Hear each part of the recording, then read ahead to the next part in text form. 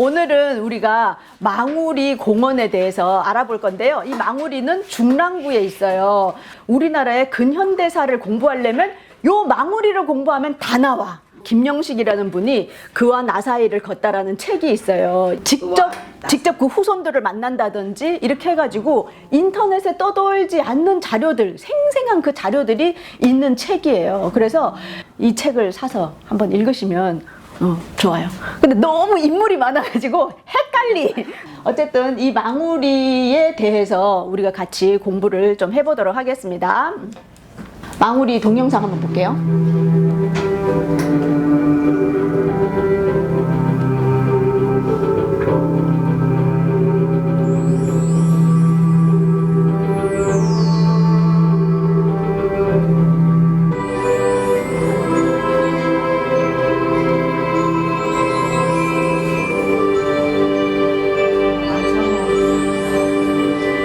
원래 여기 있었어요. 지금은 도산공원으로 갔지만.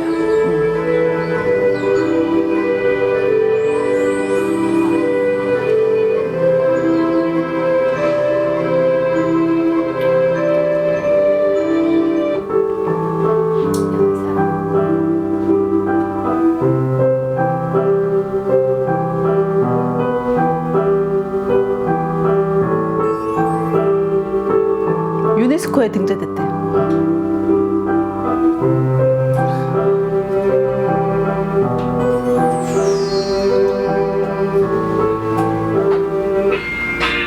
네, 그래서 중랑구에서 지금 요 사업을 이제 시작하고 있는데, 사실은 좀 전에 봤던 프랑스라든지 그 유럽의 그런 공동묘지 있잖아요. 그런 거에는 비할 바가 못 돼. 너무 안 좋아.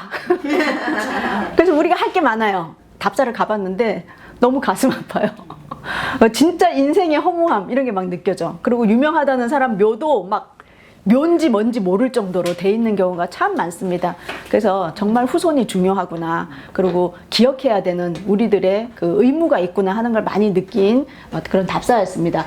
자, 그래서 망우리 근현대 인물에서 대표적인 인물들이 이렇게 나와 있어요. 그런데 제가 하다 보니까 이거 오늘 하루에 끝낼 수가 없어. 1시간 안에. 그래서 하다가 나중에 이제 2차로 또 해야 되겠다 이런 생각을 하고 있습니다. 그래서 이제 지도가 이렇게 있어요. 그래서 우리가 주로 가면 여기 버스 정류장에서 내리거든요. 지하철 타고 가가지고 또 버스를 갈아타야 돼. 원래 무덤이라는 곳은 역세권에 있다 없다? 없다. 그래서 찾아가야 됩니다. 찾아가서 제일 먼저 만나는 게 13도 창의군 탑이야. 우리 또 이 의병사, 독립운동사에서 잊을 수 없는 대표적인, 또 미스터 션샤인에 또 나왔잖아요. 이 13도 창의군 얘기잖아, 거기가. 그래서 여기서 또 할 얘기가 또 무궁무진하게 많아. 다음에 하도록 하겠습니다. 13도 창의군 탑이 있고, 요 이렇게 올라가면서 이렇게 제일 처음 가야 될 곳이 박인환 묘인데 여기 잘 안 가. 왜냐면 얘 하나만 띡 떨어져 있어. 너무 밑에 있어가지고 지나쳐. 그래서 우리가 이제 조만간에, 요새 겨울이 너무 따뜻하잖아요. 답사를 한번 가도록 하겠습니다. 가서 한번 찾아보도록. 그렇게 해가지고 저는 이렇게 해서 지석영부터 해가지고 쭉 이렇게 돌았거든요. 돌고 마지막이 이중섭으로 끝나. 너무 가슴 아파. 다 가슴 아파 여기는. 그래서 이제 도는데 오늘 시작을 박인환으로 시작을 하도록 하겠습니다. 이분에 대한 설명 뭐라고 나왔냐면 초절정 꽃미남 시인. 초절정 미남 시인이라고 되어 있습니다. 그냥 미남도 아니고 앞에 뭐 붙었다? 초절정 미남. 네, 박인환. 아니 옛날에 1926년에서 30년 살다가 갔어요. 근데 이 인물 좀 봐봐. 예, 이 동양적이지 않아? 너무 잘생기셨어. 그리고 이분은 항상 트렌치 코트를 입고 다녔다. 근데 여기 또 아픈 또 스토리가 있어요. 너무 가난해가지고. 이때는 문인이 뭐 지금도 뭐 시 쓴다 그러면 님 미쳤나 막 이럴 텐데 그땐 더 했죠. 그 돈이 없어가지고 봄에 입는 그 얇은 트렌치 코트를 맡겼는데 그걸 찾을 돈이 없는 거야. 근데 이분은 폼사야. 그래서 봄, 가을에도 그 겨울 코트를 입고 다녔다는 슬픈. 근데 우리는 사진에서 보면 이 계절을 알 수가 없잖아요. 어쨌든 남아있는 건 멋쟁이 박인환이 남아있다. 박인환 그 묘가 이렇게 돼 있습니다. 시인 박인환 지묘. 여기 뭐가 있어요? 지금 그 사람 이름은 잊었지만. 그거 뭐예요? 이거 세월이 가면 한 그 구절입니다. 우리는 보통 세월이 가면 이거 아니다. 이거 아니다. 이거 아닙니다. 나중에 세월이 가면이라는 노래가 있는데요. 박인희의 세월이 가면 원래는 나혜심이라는 사람이 불렀어. 무슨 노래인지 모르는 이렇게 젊은 분들이 있기 때문에 한번 틀어보도록 하겠습니다. 이 노래요. 지금 그 사람 이름은 안 떼져. 이거. 그 눈동자 입술. 당시에 랩이야, 랩. 지금의 랩. 자, 이게 뭐냐 하면 이게 또 첫사랑을 그리면서 쓴 시야. 이 노래 너무 좋다. 시간이 많으면 다 듣겠지만 시간이 없는 관계로 넘어가도록. 느낌 오시죠? 이 박인환의 그 애절함. 근데 영상 죽인다. 근데 또 영상이 다 옛날 노래방, 초창기 노래방 영상이야.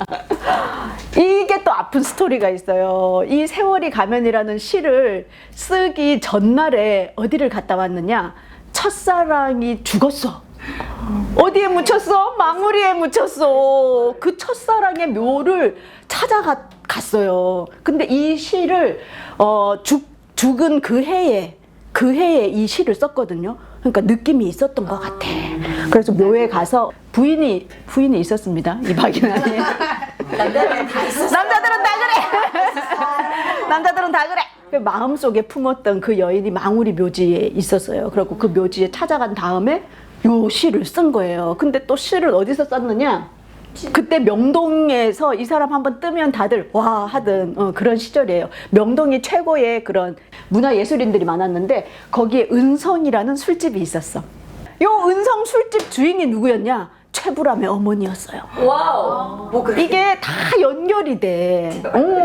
근데 여기 술집에서 술을 먹고 있었어. 누구랑 먹고 있었냐? 여기가 박인환입니다. 이게 박인환.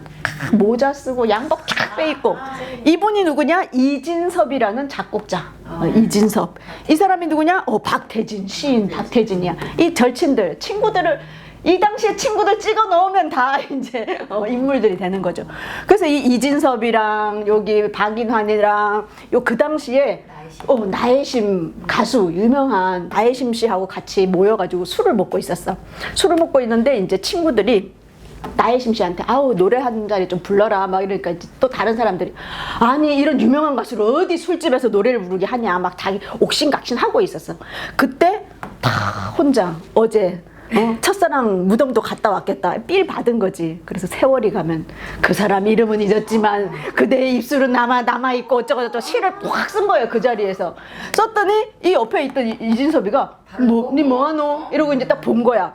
그 자리에서 쫙쫙쫙 오선지를 그려가지고 띠리리리리리리 이래가지고 음을 만든 거예요. 그리고 나혜심한테 딱 줬어. 나혜심이 그 자리에서 술 기운도 올랐겠다.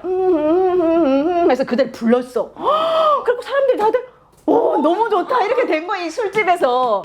그런데 이분이 이제 이분 여인이니까 이제 가셨어. 가시고 나서 술자리에 누가 왔냐? 테너 임만섭이라는 분이 오신 거예요. 그리고 와가지고 아까 그 노래 무슨 노래가 있었다. 그때 테너 이 노래 뭐 목소리를 부른 거야. 크게. 지나가던 명동 사람들이 다 여기 얼굴을 내밀고 뭐 다들 뿅 가서 그 다음부터 이게 명동 샹숑이라고 불리면서 유명하게 된 거예요. 그 스토리가 있는 것이 바로 세월이 가면이라는 노래가 되겠습니다. 이런 비하인드 스토리들이 나는 근데 비하인드인 줄 알았더니 EBS에서 명동백작이라는 그 프로그램이 있어 드라마가 있었어. 그 드라마에 한 장면으로 이게 나와요. 그리고 세월이 가면이라는 노래에 대해서는 항상 이 은성 술집에서 나혜심과 테너 임만섭의 스토리가 알려지고 있다. 우리가 또 박인환 하면 또 뭐죠? 목마와 숙녀. 그래가지고 이 목마와 숙녀를 그 목마가 뭐냐 막 이래가지고 사람들이 막 있잖아요. 그 뭐죠? 목마와 숙녀 처음 어떻게 시작하죠? 나는 버지니아 울프의 이 버지니아 울프가 그 유럽에서 화가이면서 작가이면서 이런 사람이었는데 이 사람이 자살로 생을 마감하거든요. 그러니까 엄청 이렇게 슬픈 사연이야. 그리고 이 박인환도 어떻게 보면 술로 술을 너무 많이 먹어가지고 심장마비로 죽거든요. 자신의 그런 침울함, 패배의식이라 그래야 되나? 막 그런 시대에 대한 어려움 이런 게 나와 있어. 그래서 이 목마가 뭐냐? 그래서 이 목마와 시인과 같이 이렇게 그림 그리잖아요. 그러면 이제 그 메리고 라운드라 그러나 이게 목마 회전 목마 그림이 있기도 하고 뭐 여자 숙녀가 말을 타고 뭐 이렇게 색동 뭐 말을 타고 하는데 그게 아니고 옛날에는 말이 그 죽으면 하늘로 갈 때 산자와 죽은 자를 연결해주는 그 연결해주는 게 말이잖아요. 그래서 우리가 왜 천마도도 뭐 말 안장에 그 죽은 사람한테 넣어주는 것도 순종이 이제 죽고 나서 장례식 할 때도 보면 목마 같은 거 같이 가서 나중에 태우잖아요. 그렇듯이 이 말이라는 것이 바로 죽은 자를 하늘로 인도하는 역할을 하는 것이다라고 해서 이 박인환의 목마와 숙녀는 그러한 죽음에 대한 시다. 이렇게 이제 평가를 하고 있습니다. 이 박인환이 유일하게 시집 한 권을 냈어요. 그 유일한 시집이 바로 박인환 선시집. 그래가지고 이제 선택해서 몇 개 골라서 했다 해서 56개씩인가가 이렇게 여기 들어있어요. 근데 원래 이거 출판을 했어. 출판을 했는데 이제 그거 출판하고 나서 이제 책을 팔아야 되잖아요. 그 쌓아놨는데 거기에 불이 났어. 그래가지고 원래 만들었던 책들이 많이 불타가지고 오리지널 원판이 많이 없습니다. 그런데 국립중앙도서관에 가면 요 책이 초창기 그 초간본이 있어요. 그런데 누구냐면 정한모라고 해가지고 이분이 이제 나중에 서울대 국문과 교수를 하시던가 막 그래.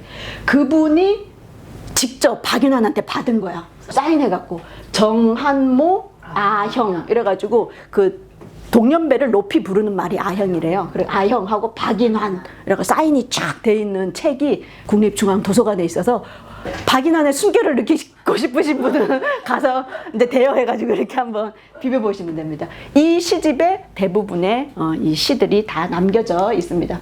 박인환은 어디서 태어났느냐? 강원도 인제에서 태어났어요. 그래서 강원도 인제에 가면 지금 박인환 문학관이 있어. 그래서 거기 여행 가시면 이제 알 수가 있고, 이분이 원래는 경기 중학교를 입학했어. 그러니까 공부 엄청 잘한 거죠. 근데 영화를 너무 좋아해가지고 영화관을 들락날락한 거야. 근데 옛날에는 영화관 갈 수 있었다 없었다? 학생은 못 가요. 출입 금지였어. 근데 가다가 이게 학교에 걸려가지고 퇴학을 당한 거야. 근데 나중에 이분이 영화에도 엄청 또 관심이 많으셔가지고 나중에는 영화 평론가 협회 이런 것도 나중에 막 만들어가지고 활동하거든요. 그게 다 중학교 때 그런 시련이 다 피와 살이 돼가지고 나중에 우리나라 영화 평론계에 한 획을 이름을 남기신 그런 분이 되겠습니다. 그래가지고 이제 하다가 또 공부를 또 되게 잘해가지고 나중에 시험 봐가지고 어딜 갔냐? 평양의전을 들어가요. 의사가 되라고 아버지가 막 보냈어. 윤동주 생각나지 않으세요? 윤동주도 아버지가 막 의사가 돼야 된다, 막 먹고 살려면. 근데 본성은 바뀌지 않아. 그리고 이분이 의대 들어갔는데 공부를 열심히 했겠어요? 공부를 하긴 했는데 마침 무슨 일이 벌어지냐? 해방이 됐어. 해방이 돼가지고 이제 남북이 분단이 되면서 어쨌든 더 이상 평양에서 공부를 할 수가 없게 됐어. 그래갖고 내려와가지고 다행인지 불행인지 내려와서 이제 계속 글 쓰는 일을 이렇게 하시게 됩니다. 그래갖고 이제 이 마리서사라는 책방을 이제 만들어요. 누가 하던 거를 인수받아가지고 이렇게 하는데, 이 마리서사 이름이 뭐지? 이게 서사는 이제 책을 파는 서점이란 뜻이고, 마리가 뭐냐? 그래서 뭐 누구 한 마리 두 마리 아니고 뭐 일본에 뭐다 뭐 했는데, 이 부인하고 아들하고 이제 인터뷰를 한 증언에 의하면 뭐냐면 미라보 달이라는 시를 쓴 마리 로랑생이라는 프랑스 시인이 있었어요. 이 시인을 아주 좋아했대. 그래가지고 거기에서 딴 것으로 안다. 그래서 마리서사, 지금은 그 유족들의 증언에 의해서 그것인 걸로.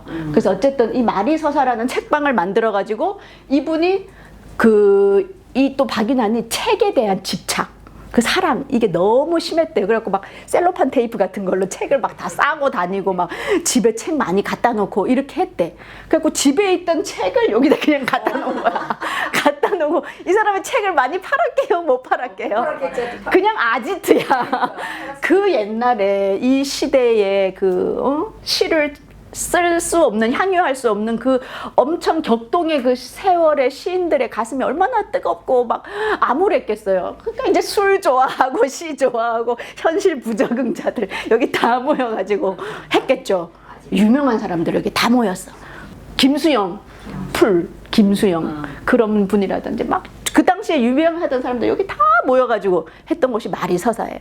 그래갖고 여기서 이제 한참 그걸 하고 있었는데 전쟁이 팍 나버렸네. 전쟁이 나가지고 어떻게 했냐? 종군 기자로 가게 됩니다. 경향신문에 가지고 종군 기자로 가가지고 전쟁의 참상을 엄청 많이 봐요. 리얼하게. 그리고 사람들의 죽음 이런 거, 막 시체 이런 거 엄청 많이 보면서 이 사람이 더 그 죽음이라든지 더 그 우울함 이런 게 좀 많이 있어. 그래서 제가 볼 때 좀 그런 트라우마가 있지 않았을까 이런 생각을 하게 되는데 어쨌든 종군 기자를 하게 됩니다. 그래갖고 원래는 그 김수영 시인하고 둘이 같이 마리서사에서 막 시 이야기도 하고 친했어. 무슨 같은 동호인도 하고. 근데 이분은 박인하는 종군 기자로 막 부산, 대구 막 이런 데 막 다녔어. 근데 김수영 시인은 그 인민군에 징집이 됐더라고요. 인민군에 징집이 돼가지고 이제 그쪽 편으로 이제 한 거야. 그러다가 거제도 포로 수용소에 가게 돼요. 포로가 돼가지고 김수영 시인이 죽을 똥 하다가 나중에 이제 그 포로 수용소에 이제 해제돼가지고 나오잖아요. 그래갖고 완전 뼈만 남은 상태로 김수영 시인이 나타난 거야. 그래갖고 그 당시에 시인들이 다 반가워했는데 이 박인환하고 둘이는 사이가 안 좋았대요.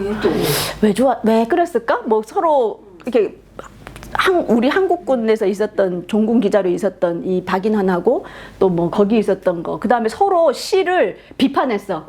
김수영 시인은 태폐적이고 말이야. 맨날 뭐 감성적인 뭐 누구야 버지니아 울프 소리나 하사고 서로 시가 안 맞는 거야. 그래갖고 나중에는 좀 사이가 안 좋아져서 그래서 이 박인환에 대한 평가가 나중에 김수영 시인이 좀 뜰 때 김수영 시인이 떴잖아요. 뜨면서 이 박인환이 오히려 묻히게 되는 그런 계기가 서로 살아있을 때의 인연이 이어진 그런 겁니다.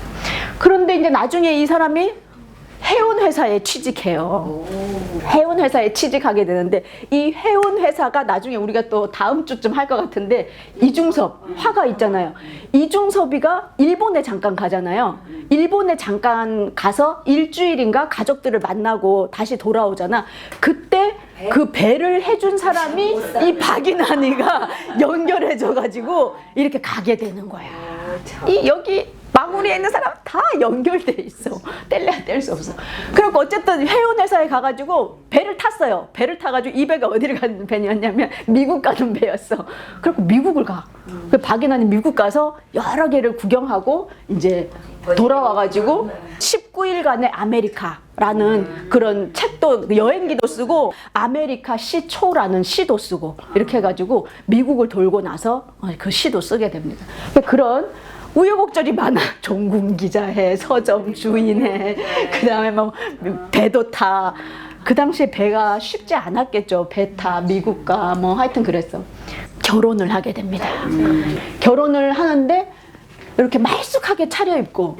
근데 이분도 이 여자분도 키가 엄청 커서 그 학교에서 농구 선수였대. 그래서 둘이 이제 결혼을 하고 아들을 낳고 이렇게 해가지고 잘 사셨는데 이제 이분이 누구를 좋아했냐면 그 시인 이상을 너무 좋아했어요. 그래갖고 이상이 이제 돌아가시고 나서 이상 뭐 몇 주기 이렇게 해가지고 또 문인들끼리 모여가지고 술을 엄청 많이 먹은 거야. 술을 너무 많이 먹어가지고 집에 가서 혼자 누웠는데 심장마비로 돌아가시게 돼요. 그 죽고 나서 시신도 금방 발견이 안 돼. 친구들이 이제 망우리 묘에 이제 안장을 하고 나서는 그 묘 앞에다가 조니 워커하고 카멜 담배. 이 사람을 상징하는 그게 바로 조니 워커하고 카멜 담배. 그렇게 해서 이제 생을 마감하신 분입니다. 그런데 첫째 아들이 이제 아버지가 그렇게 비참하게 어떻게 보면 하고 돌아가셨잖아요. 그러면 사실 시는 쳐다보고 싶지도 않잖아요. 근데 결국에 연세대 국문과를 갔어. 피는 못 썩여. 근데 그분은 그냥 현대건설에 취직하셔가지고 거기서 이제 그냥 그 직장 생활 하시고 그냥 퇴직을 하셨는데 어쨌든 그 피가 흐르고 있었다는 것을 알 수가 있습니다.